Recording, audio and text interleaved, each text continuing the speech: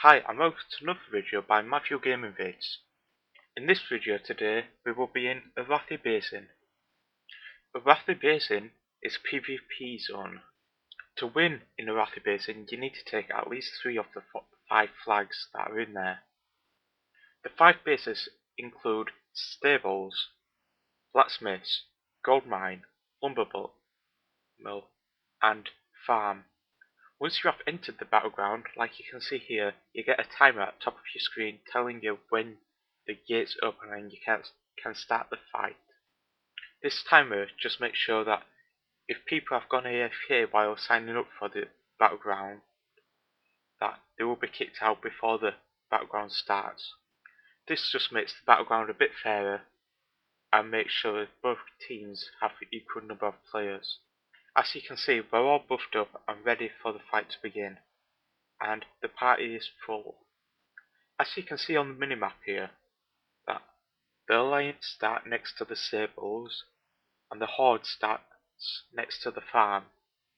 So say you're the alliance, the last base you want to take is the farm, as when you take the farm they will most likely spawn at the base and then it's unlimited fighting then.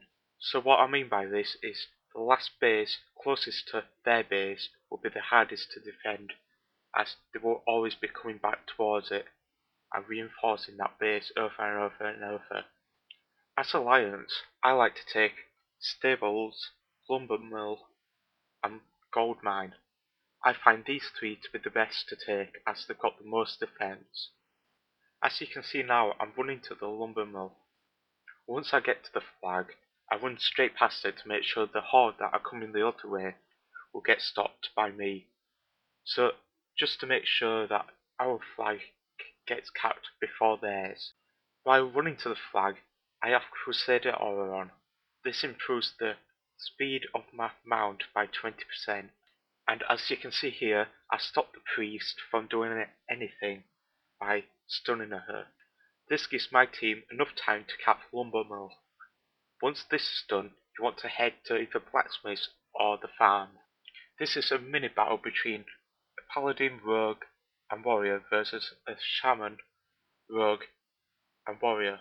Our side shredded the warrior first, as I thought this would be the easiest thing to do. Then I go on to the rogue, as this will do the most damage to me I think, and it can disarm me at any time, taking off my shield and my weapon. If I were in their shoes, I would be trying to kite us back to the farm where other horde members will be, so that we will kill them easier. And as you see now, after the rogue sees that the shaman died, he is running back trying to kite us there. And as we've got a strong team here, I just go for him. While going back, I noticed that the priests were just staying by the flag, so instead of going on the rogue that can be healed up straight away, I go straight on to pressure the priest. At this point you can see that I've just been feared by the priest, and as I'm being feared, the druid is coming towards me, so I quickly switch targets to the druid. This was just to get a holy power point. What you want to do in these sort of groups is make the healers pop the cooldowns and then switch to the healer, as they've already used the cooldowns to protect the teammates. This is a great tactic I use quite a lot in just normal battlegrounds.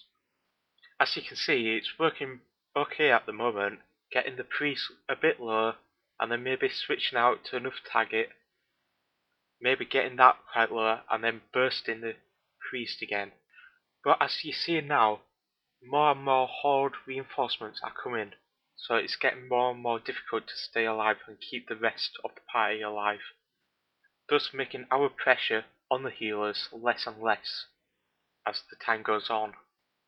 As you can see at this moment, you can have the horde team is fighting at farms, which is making it a lot easier for the rest of the team to take back our bases and making it a lot easier on our team. As you can see, the priest is getting quite low at this point, but it's not helping having him heal himself and the druid heal him at the same time. At this moment, I hammer of justice the priest, so she cannot heal anymore, but I think I did this quite early, thus leaving it a bit later. I might have got the priest down, and also we wouldn't have just got feared, and now we're both quite far away from the group. While being feared away, I can see that the priest is healing up, and from about 20% HP goes to 80% HP. This has made the target quite hard to kill again, and made our cooldowns just wasted. What you're seeing at this point is that our team are getting reinforcements at the farm, which is making our likelihood of succeeding more and more as the time goes on. And as you saw there, the priest just got slaughtered, and now only the druid healer is left to heal the group that is at the farm. I noticed this shaman just recasting everybody at the flag, so I decided to go over and stun him and silence him for a bit, and then he targets me and then we could get the flag captured. Once the shaman dies, I noticed that the druid that we were fighting a bit earlier runs straight in front of me. I noticed that the druid has hardly any mana left, so I decide to attack him. At this moment, I noticed that most of the horde team is at farm and attacking us, thus making my plan to get all the horde at farm, making it easier for everybody else to catch our flags and make us win, going brilliantly. So now you can see that I've died, which is normal. But all you need to do is wait for the counter to count down. I can tell by the building in front of me I'm at lumber mill, and I just go down the ramp as soon as I'm rest up to keep the horde at farm. Little bits of the horde break off, but that's okay, just keep the main of them at farms and you will win this fight. Obviously, because the race takes so long, the horde already made the way back, and are fighting lumbermill at this time. Also, they're fighting blacksmith, and I think some reports of them attacking gold mine or stables. But really, they're only in packs of 3 or 4, and shouldn't be very hard to kill. As you can see now, the paladin bubbles at like 10% HP, which is quite a good thing to do if you're a vet, as you can still do quite a bit of damage.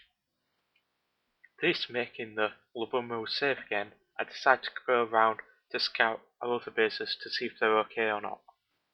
First thing I saw were a mage, but as most mages can take out a Prot paladin very easily, I decided to run past him.